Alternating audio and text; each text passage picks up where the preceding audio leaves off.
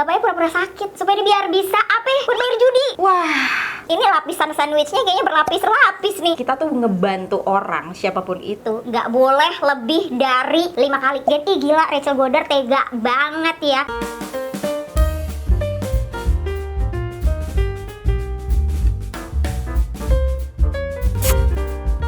everyone, welcome back to my channel Azek. Hey, apa kabar semuanya? Balik lagi di channel Rachel Goddard. Segmen Wadiman nih, What's in your mind? Jadi kemarin gue udah tanya di instastory gue, menurut lo generasi sandwich itu adalah ladang pahala atau sesuatu yang harus dimusnahkan? Pinisirin gak sih jawabannya apa dan gimana pendapat gue? Jempolnya mana? Jempolnya mana? Like dulu dong videonya, abis itu subscribe dan share ke seluruh sosial media yang kalian punya. And now let's move on to the video. Sebelum gue bacain pendapat teman-teman, menurut Google, sandwich generation adalah seorang yang harus menanggung hidupnya sendiri, orang tua, serta anak-anaknya. Dan lebih parah lagi kalau mesti nanggung neneknya juga. Faktanya, 67% dari penduduk Indonesia adalah sandwich generation. Sedih banget ya. Artinya, ada 56.000 orang yang harus menanggung bebannya sendiri, beban keluarganya, ayah ibunya, dan anak-anaknya. Berat nih. Ya udah, kita langsung bacain dulu ya. Kalau menurut AR, nggak boleh diterusin. Cukup sampai gue aja. Capek banget gue kerja udah 5 tahun, tapi gue nggak punya aset apa-apa untuk diri gue sendiri. Gue suka iri sama mereka yang gajian bisa beli apapun yang mereka mau tanpa pikir panjang. Mereka bisa jajan apapun yang dimau. Gue sering marah, sering sedih, tapi mau gimana lagi? Kalau bukan gue, siapa lagi? Tapi gue ikhlas kok, semoga itu bisa jadi pahala buat gue. Jangan sampai anak gue ngerasain hal yang gue rasain. Menurut gue, stop sandwich generation ini dengan cara gue menikah dan tinggal jauh dari ortu. Bentar, kalau nikah terus tinggal jauh dari ortu, yang ngebiayain ortu lo siapa? Oh, atau mungkin gini kali ya, karena lo tinggal jauh dan untuk tinggal jauh lo harus menikah, mungkin gak terlalu attach gitu ya, atau mungkin orang tua tuh kayak lebih ya udah deh, dia kan udah menikah gitu. Menurut lo gimana? Coba deh komen di bawah. Lanjut, menurut Dede, ladang pahala kak kalau aku, hehehe, nggak tahu kenapa, karena setiap doa aku selalu minta sama Tuhan supaya bisa jadi berkat buat banyak orang, dan Tuhan juga udah berkatin aku sampai hari ini. Jadi aku ngerasa kayaknya ya aku emang dapat sekarang itu nggak putus dari doa orang terdekat aku dan doa aku sendiri yang emang mention, jadikan aku berkat kemanapun berada. Oh, such an angel. Jadi aku lebih bisa melihatnya ke situ sih, karena emang itu yang selalu ada di doa aku. Jadi kalau ada teman atau keluarga yang memang lagi butuh, aku pasti bantu. Dan happy banget bisa bantu papa, kakak, dan adik. Karena aku emang doanya minta begitu. Jadi pas dikasih berkat sama Tuhan, aku tahu itu bukan untuk aku aja, tapi untuk bisa sharing sama orang-orang yang lagi kurang beruntung kayak aku sekarang. Tapi ini ada TMC-nya ya kak, kalau minjem duit ya buat hedonista nggak bakal gue kasih lah. WK. Wow. Tapi lu pernah dengar nggak sih, kita tuh ngebantu orang siapapun itu nggak boleh lebih dari 5 kali. karena kalau lebih dari itu bakal tuman. Orang itu ngerasa kalau kita nggak bantu artinya ntar kita yang salah, tapi malah ada yang bilang 5 kali itu kebanyakan. Kalau menurut teman-teman gimana? Coba dong komen. Menurut TI nih, menurut gue harus di stop. Gue pernah mau ditunjuk buat jadi the next sandwich generation, gantiin almarhum bapak. Jelas gue nggak mau lah. Dari kecil gue menyaksikan sendiri gimana bapak menanggung hidup hampir semua saudara dan ponakan. Bapak lo dinas sosial gue rasa. Sedangkan keluarga inti aja pas-pasan. Beliau kelihatan nggak kuat, nggak suka curhat, tapi kelihatan banget sebenarnya capek, stres, akhirnya sakit-sakitan dan meninggal. Abis itu gue biarin aja mereka jauhin gue karena dibilang gue pelit, nggak kayak bapak lah atau apalah. Siapa sih yang seneng diporotin sama keluarga besar yang matre? Aduh, ini lapisan sandwichnya kayaknya berlapis-lapis nih. Udah sampai keluarga besar sayang. tapi sebenarnya kita bisa nolak nggak sih yang namanya dijadiin sandwich generation itu? Misalnya nih, tiba-tiba lo dipanggil sama ibu bapak lo, Dok, Mbak, Kak, Mas, bapak udah nggak bisa kerja lagi. Sekarang kamu ya yang ngegantiin posisi ibu bapak, biayain adik-adikmu, bayar listrik, bayar air, makan sehari-hari, isi kulkas gitu. Nah, ketika itu tuh gimana ya rasanya? Mungkin gak sih bisa bilang, oh nggak bisa pak gitu. Bapak sama ibu masih muda, coba cari kerja yang lain deh pak. Saya juga masih kuliah atau baru merintis usaha nih, baru mulai kerja atau masih SMA gitu. Bisa nggak? Coba deh. Gue penasaran karena kalau bisa pilih, gue akan bisa bilang, hey, Tunggu sebentar, kayaknya gue juga hidupnya pas-pasan nih. adek gue banyak nih, nggak bisa nih kayak gini, pengen gitu bisa ngomong kayak gitu. Mungkin kalau kejadiannya gue udah nonton Shoot Time, gue sering nonton Wadiman, mungkin gue akan bisa bilang, tunggu, kerja dulu, itu kan tanggung jawab Anda sebagai orang tua, sabar gitu kan. Atau gimana? Atau kayak ya udah deh, terima aja, emang kayak udah. Sebuah anugerah atau kutukan, gue kagak tahu ya apa namanya. Coba gue pengen tahu, komen dulu sayang. Menurut T nih, harus diputusin karena yang paling utama adalah bukan anak yang memilih dilahirkan, tetapi orang tua lah yang menginginkan si anak itu. Bantu sewajarnya, oke. Tapi kalau sampai menggantungkan hidup ke anak tuh enggak banget. Salam dari anak tunggal dan sandwich generation. Aduh, dan sedang ingin memutuskan dengan cara bekerja keras di usia produktif biar banyak duit dan warisan, biar anakku nggak ngerasain apa yang aku rasain. Kalau menurut RL, benar. Jadi ladang pahala kalau bisa mengerti posisinya masing-masing. Yang repot nih kalau udah dikasih hati malah minta usus, jantung, paru-paru. Karena kita kan punya kehidupan keluarga sendiri yang harus dipertanggungjawabkan ya. Cara mutusinnya membantu ortu gimana caranya memiliki penghasilan sendiri. Aku juga sandwich gen, asli berat banget. Tapi pelan-pelan sekarang berkurang. Dulu ibu dagang dan jatuh bangkrut. Terus aku pelan-pelan punya uang, aku modalin lagi ibu untuk dagang lagi. Aku juga selalu nasehatin, ingetin adek untuk hidup hemat, mandiri, dan alhamdulillah dia nurut. Bahkan sekarang adikku sekolah dengan beasiswa. Perlahan-lahan mulai berkurang beban aku kak. By the way, selain bantu ibu dan adik aku juga bantu nenek aku. Nenek ikut ibu dan sakit-sakitan. Berat sih, berat Banget, tapi gila lu hebat banget. bisa bekerja sama gitu ya, ibunya juga mau untuk dagang lagi, adiknya juga. Nggak benalu gitu. Ini perjuangan sandwich gen yang berat sih, tapi berhasil. Sebenarnya ini tuh ladang pahala ya kak, menurut dari AN. Tapi kalau di tangan ortu yang gak tahu diri, malah jadi beban buat anaknya. Dan kasihan kan, mau gak mau jadi harus disudahi saja sandiwara hidup yang menyedihkan ini. Kalau menurut EV, sesuatu yang harus diputuskan sih, sandwich gen bukan cuma untuk anak pertama yang membiayai adiknya. Karena gue sendiri termasuk anak bontot yang harus menanggung semua kebutuhan rumah. Padahal nih orang tua gue udah kerja dua-duanya. Otomatis serumah ya pada kerja semua. Oh oke. Terus kenapa ini harus banget diputus? Karena nggak sehat. Maksudnya gimana sih? Satu rumah kerja tapi lu yang ngebiayain gitu. Maksudnya gimana nih? Aduh, tolong jelaskan. Kalau menurut PD, kupilih sebagai ladang pahala karena nggak tega lihat keberadaan ortu. Karena semakin kita berumur, maka ortu juga bertambah umur, dimana mereka sudah tidak kuat lagi bekerja dan tidak punya penghasilan lagi. Kalau bukan anak yang ngurusin, siapa lagi? Lo tau gak sih penyebab dari sandwich generation itu apa? Pastinya ekonomi atau finansial yang buruk. Mungkin dari dulu juga kan ada pepatah berkata banyak anak banyak rezeki. Padahal kenyataannya Banyak anak, banyak masalah, banyak pengeluaran ya kan? Terus menurut gue pribadi nih, sandwich generation adalah sebuah ladang pahala atau sebuah hal yang harus diputuskan. Menurut gue pribadi harus banget diputuskan. Karena kalau ladang pahala, Masih banyak pahala-pahala lain yang bisa kita kejar. jangan jadiin itu beban. Ketika itu beban, itu jatuhnya kayaknya udah bukan pahala lagi. Kalau misalnya nih, lo udah ada di posisi sandwich gen dimana lo harus membiayai orang tua lo, membiayai diri sendiri. Syukur-syukur lo belum nikah, belum punya anak. Jadi cuma 2 layer lah yang harus lo tanggung. Pertanyaannya, apakah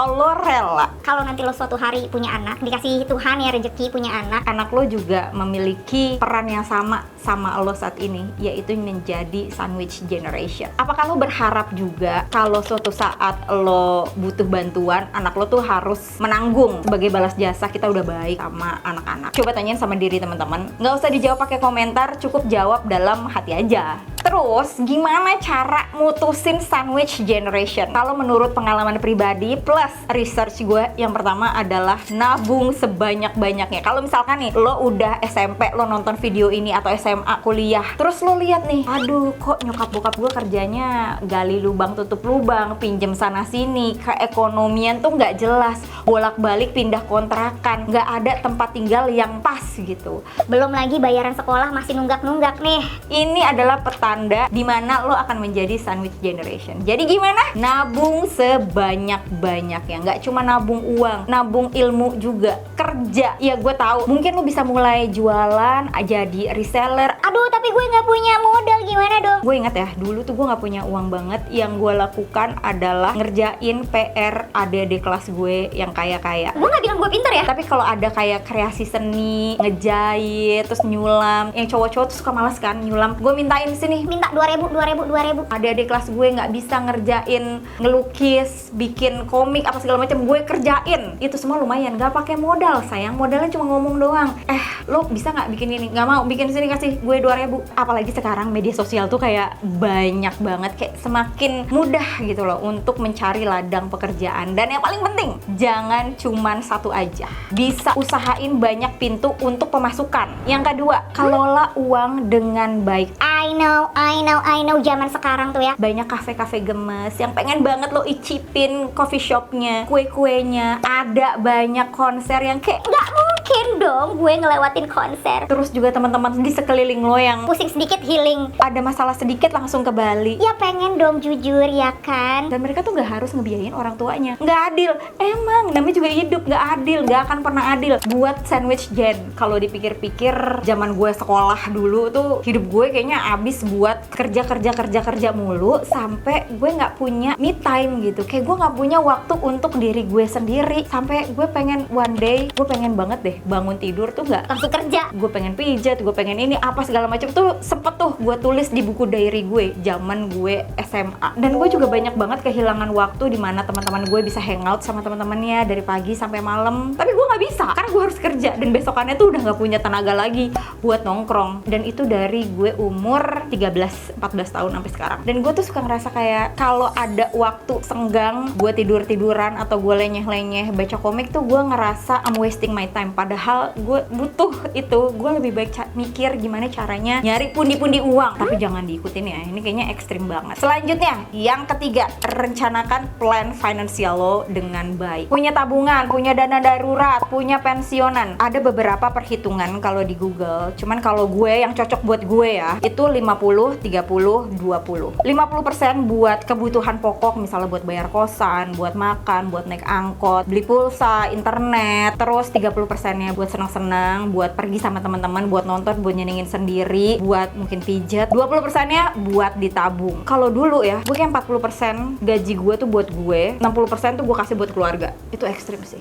Sampai kadang-kadang gue deg-degan gitu. Mau ngambil duit ya kan, zaman dulu 20.000 tuh mesti bisa diambil kan. 20.000 tuh mesti Lu transfer gue dong 5.000 supaya gue bisa ambil 20.000 gitu. 20.000 tuh berarti banget. Bisa naik metro mini, nggak harus jalan kaki. Pokoknya lo harus sesuaiin aja sama kondisi keuangan dan keluarga lo. Yang keempat, cari bantuan. Kalau lo punya adik atau kakak, coba diobrolin bareng-bareng ya. Kira-kira berapa sih lo bisa nyumbang berapa? Yang paling gede gajinya mungkin bisa lebih banyak nyumbangnya dibandingin sama yang gajinya kecil atau yang belum berpenghasilan. Tapi yang gajinya kecil atau yang belum berpenghasilan jangan jadi benalu ya sayang. jangan apa-apa minta melulu gitu sama yang punya uang lebih banyak. Itu ganggu, tau gak sih? Merusak ekosistem perkeluargaan. Ya dimana kalau lo belum bisa bantu ya nggak apa-apa, tapi jangan nyusahin, ngerti kan? Pokoknya harus bisa diajak kerja sama, semuanya tuh dilibatkan. Jangan ngerasa lo tuh paling gede, atau lo tuh anak tengah, atau lo tuh ngerasa anak bontot. Ngerasa berpikir bahwa harus gua doang yang ngebantu keluarga ini. Emang sih kayak kesannya jadi hero gitu, tapi buat apa? Ini tidak adil begitu.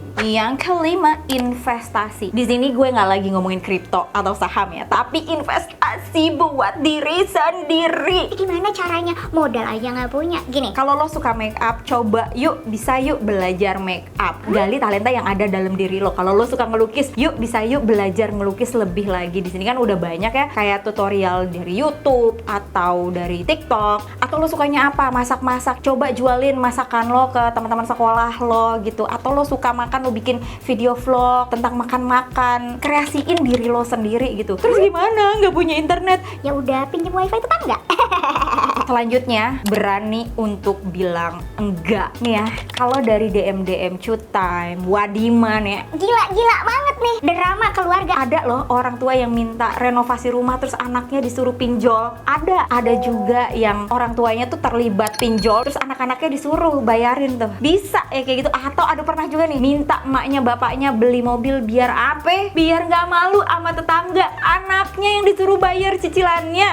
Dor. Terus gue juga pernah bacain ini, sakit banget sih. Bapaknya pura-pura sakit supaya dia biar bisa apa? Buat bayar judi. Wah, ini emang kayak sebagai sandwich gen, gue ngerti banget kalau kita tuh kayak nggak bisa tega lah ya untuk nggak ngebantu orang tua atau keluarga. Tapi ada juga nih TNC-nya, tolong banget kalau buat kesehatan, kebutuhan primer lah, oke. Tapi kalau buat arisan, beli emas, buat investasi, Minjem ke koperasi itu kayak come on man. Sekalipun lo lagi punya rezeki nih ya, mendingan tahan aja dulu sayang. Nih orang kalau yang nonton ini bukan sandwich gen, Ih gila, Rachel Godar tega banget ya. lo kan lagi punya rezeki, seharusnya ya udahlah, itu kan rezeki keluarga lo juga. Bentar dulu sayang. Masalahnya nggak cuma sampai di sini. Nanti kalau sudah kebiasaan, bukan kebutuhan primer lagi. Iya, itu kebutuhan arisan buat foya-foya. Ketika lo lagi nggak punya uang dan lo udah terlanjur bantuin arisan di depan, yang ujung-ujungnya lo mesti stres, lo mesti minjem sana sini, lo yang susah gitu. Jadi gue yakin kalau lo ada di sandwich gen, lo akan mengerti apa yang gue maksudin. Oke. Another thing sandwich generation harus punya adalah asuransi, terutama buat diri sendiri. Karena Kalau kita sakit nggak ada yang bantu. lo bisa terkapar di rumah sakit nggak ada biaya. Oke. Kalau lo bisa mengasuransikan keluarga lo, orang tua lo, it's much better. Dan please banget sandwich gen yang masih ngos-ngosan tuh jangan banget deh punya cicilan. Nggak semua orang harus punya mobil, nggak semua orang harus punya rumah. Jadi kalau lo masih ngontrak ya santai aja. Yang penting lo nggak punya utang yang bakal ngecekek lo atau ngecekek anak lo nanti, oke? Tapi yang paling parah sih kalau harus nikah sama sandwich gen dan Kayak kita udah cinta banget, udah klop banget nih ya sama pasangan. oh ya, lo tau gak sih, ternyata dibandingin cewek sama cowok, sandwich gen itu lebih banyak cewek. Kalau menurut gue, either lo yang jadi sandwich gen atau pasangan lo yang sebenarnya sandwich gen tuh satu hal. Lo harus jujur dari awal supaya lo tahu nih keadaan finansial. Katakanlah suami lo nanti nih, jangan sampai nanti dia kalau mau ngasih uang ke mamanya, Dia tuh harus menyelundup gitu. lo nggak boleh tahu. Kan kalau kita sebagai istri tahu kan sakit ya kan. Nah ini nih yang harus diobrolin dari awal. Tapi kalau boleh saran ya, ini buat ciwi-ciwi yang lagi nonton, coba dipikirin 1000 kali lagi beneran lo mau nikah sama calon suami lo yang sandwich generation. Karena biasanya kalau dari pihak cowok, Dramanya tuh banyak gitu. kayaknya nyokap itu kayak nggak bisa ngelepasin anaknya untuk ngebahagiain istrinya. Kebanyakan begitu, namaste. Nggak semuanya, tapi kebanyakan ya. Pokoknya harus dibicarain dulu gimana lo nanti ke depannya ngatur keuangan supaya tidak ada yang merasa kayak tersakiti. Oke? Terus kemarin adalah sahabat gue curhat, deh kayaknya masih nggak kepengen punya anak karena trauma banget nih sama yang namanya sandwich gen. Dia nggak yakin kalau anaknya itu bisa terputus dari sandwich gen karena beban yang dia tanggung itu berat banget. Tapi kalau gue dengerin sih kayak gue bisa ngerti loh orang-orang yang memilih untuk child free karena alasan sandwich gen ini. Udah punya dana darurat belum? Ingat biaya melahirkan itu mehong banget dan Abis brojol 5 tahun lagi harus masuk sekolah, belum lagi uang pangkal, uang bulanan, uang seragam, uang jalan-jalan, uang buat ulang tahun anaknya, uang buat ulang tahun ngadoin temennya di sekolah, dan and the bre. bingit. Coba dipikir-pikir lagi, jangan sampai nggak adil kalau kita melahirkan seorang anak yang ternyata harus menanggung beban hidupnya dan beban kita sebagai orang tua. Karena kan yang pengen dia lahir tuh kan kita, kan? Kita yang berbuat nih, ikin. Terus gimana kalau seandainya udah terlanjur nih punya anak dan baru nonton Wadiman ini? Mungkin cara yang bisa dilakukan selain poin-poin yang tadi udah gue obrolin, yaitu ngajarin anak untuk financial independence sejak dini, dari mulai ngajarin ajarin masak sendiri, nyuci sendiri, bersih-bersih sendiri. Itu hal yang simple banget, sampai ajarin untuk menabung. Kalau pengen sesuatu, nggak bisa cuman minta doang, usaha, kumpulin uang, kerja. Dan gak bisa tuh apa-apa mami, papi, daddy, ibu, bapak, gak bisa. Semua harus usaha sendiri. Oke guys, itu dia tadi wadiman. Kira-kira next temanya apa lagi ya? Teman-teman bisa komen di bawah. And once again, thank you so much for watching. I'll see you on my next video. Stay kece. Bye bye bye bye bye.